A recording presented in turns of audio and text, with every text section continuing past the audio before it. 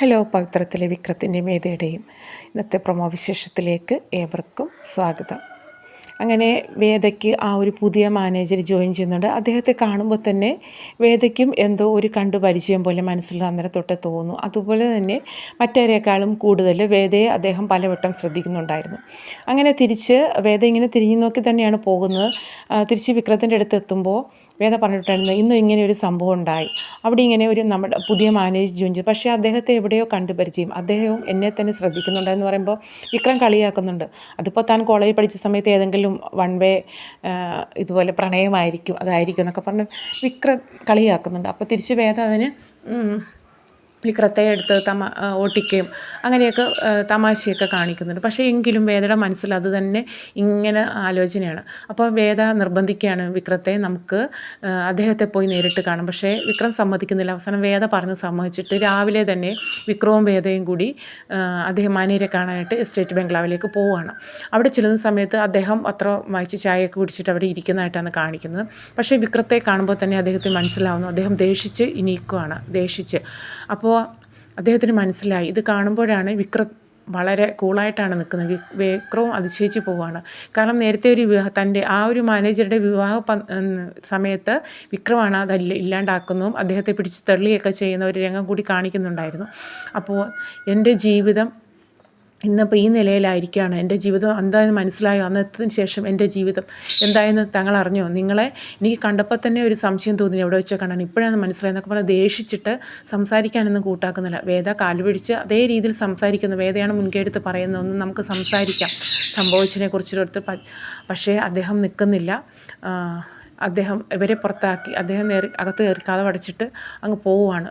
പക്ഷേ വേദയ്ക്ക് ഒട്ടും സഹിക്കാൻ കഴിയുന്നില്ല. വിക്രം ആണെങ്കിൽ ഒന്നും മിണ്ടാതെ തലകുനിച്ച് തന്നെ നിൽക്കുകയാണ്. കാരണം വിക്രത്തിൻ്റെ കയ്യിൽ പറ്റിയ ഒരു അബദ്ധം, ആ ഒരു ജീവിതം തന്നെ അദ്ദേഹത്തിന് തകർന്നു പോയി. അവരൊന്നിച്ച് കാണുമെന്നായിരുന്നു വിക്രം കരുതിയിരുന്നത്. പക്ഷേ ആ വിവാഹം നടന്നിട്ടുണ്ടായിരുന്നില്ല. പക്ഷേ അതുമാത്രമല്ല, അന്ന് അദ്ദേഹത്തിന് കണ്ടപ്പോൾ കാലിന് കുഴപ്പമൊന്നും ഉണ്ടായിരുന്നില്ല. പക്ഷേ വിക്രത്തിൻ്റെ ആ ഒരു പ്രവൃത്തി മൂലമാണ് അദ്ദേഹത്തിൻ്റെ ഒരു കാൽ കൂടി ഈ ഒരു സ്ഥിതിയിലായത്. അങ്ങനെ ആകെ വിക്രം അങ്ങ് തളർന്നു നിൽക്കുകയാണ്. അങ്ങനെ അവരിഞ്ഞ് പോരാനായിട്ട് ഭാവിച്ചെങ്കിലും പിന്നീട് അദ്ദേഹത്തിനൊരു മാനസാന്തരം വരുവാണ്. അങ്ങനെ മാനസാന്തരം വരുന്ന സമയത്ത് അദ്ദേഹം പിന്നീട് വാതിൽ തുറക്കുകയും സംസാരിക്കാനായിട്ട് ആ ഒരു മനസ്സ് കാണിക്കുകയും ചെയ്യുന്നു. അങ്ങനെ നടന്ന സംഭവങ്ങളെല്ലാം പറയുകയാണ്. അപ്പോൾ അദ്ദേഹത്തിൻ്റെ വിവാഹം അന്ന് നടന്നിട്ടുണ്ടായിരുന്നില്ല. ആ ഒരു പെൺകുട്ടി അവരുടെ വീട്ടുകാർ കൊണ്ടുപോകും ഇദ്ദേഹത്തിൻ്റെ കാല് തല്ലി ഒടിക്കുകയും ഈ ഒരു അവസ്ഥയിലൊക്കെ ആവുകയും ചെയ്തു. കാര്യങ്ങളെല്ലാം പറഞ്ഞു കഴിഞ്ഞപ്പോൾ അങ്ങോട്ടും ഇങ്ങോട്ടും സംസാരിച്ച് കഴിഞ്ഞപ്പോൾ വിക്രത്തിനങ്ങ് സങ്കടമാണ്. തൊഴുകൈയോടെയാണ് ആ മനയുടെ മുമ്പിൽ വിക്രം നിൽക്കുന്നത്. അതുമാത്രമല്ല, താങ്കളെ പിന്നീടുള്ള ജീവിതത്തിലുണ്ടായ സംഭവങ്ങളൊക്കെ ഞാൻ അറിഞ്ഞിരുന്നും കൂടി അദ്ദേഹം മനേര് പറയുന്നുണ്ടായിരുന്നു.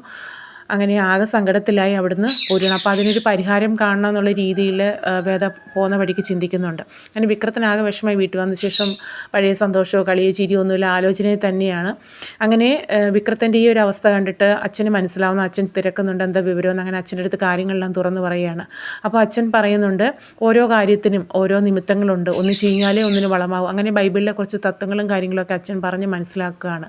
എന്നിട്ട് അച്ഛൻ പറയുന്നുണ്ട്, ചിലപ്പോൾ താങ്കൾ മുഖാന്തരമായിരിക്കും, അതുകൊണ്ടായിരിക്കും നിങ്ങൾ തമ്മിൽ ഒന്നിച്ചതും, അതുപോലെ ഇനിയൊരു കൂടിച്ചേരലിന് ചിലപ്പോൾ നിങ്ങളതിന് നിമിത്തമായേക്കാം. അപ്പോൾ അതിന് ദൈവഹിതം അറിയാനായിട്ട് ബൈബിളെടുത്ത് അതിൻ്റെ ഒരു വരി വായിച്ച് നോക്കുകയാണ്. അപ്പോഴേക്കും അത് കാത്തു നിൽക്കുകയാണ് വിക്രം. അപ്പോൾ വായിച്ചപ്പോൾ ആ ഒരു പള്ളിയിൽ അച്ഛൻ്റെ മുഖത്ത് ചിരിയാണ് വിടരുന്നത്. കാരണം സന്തോഷം. അപ്പോൾ അതിനൊരു നിമിത്തമാണ് അവർ തമ്മിൽ ഒന്നിക്കുന്നതിന്. ഇപ്പോൾ അതിൻ്റെ കാര്യങ്ങളൊക്കെയാണ് കാണിക്കുന്നത്. അപ്പോൾ അതിനൊരു നിമിത്തമാവാനുള്ള ഒരു വിധിയായിട്ടാണ് കാണിക്കുന്നത്. അങ്ങനെ സന്തോഷം നിറഞ്ഞ മുഖമായിട്ടാണ് അച്ഛൻ വിക്രത്തിൻ്റെ അടുത്ത് സംസാരിക്കുന്നത്. അപ്പോൾ അങ്ങനെയൊക്കെയുള്ള കാര്യങ്ങളാണ് ഇനി വരുന്ന, അതുമായിട്ട് ബന്ധപ്പെട്ട ചില കാര്യങ്ങളൊക്കെയാണ് വരുന്ന പ്രൊമോയിൽ കാണാനായിട്ട് കഴിയുന്നത്.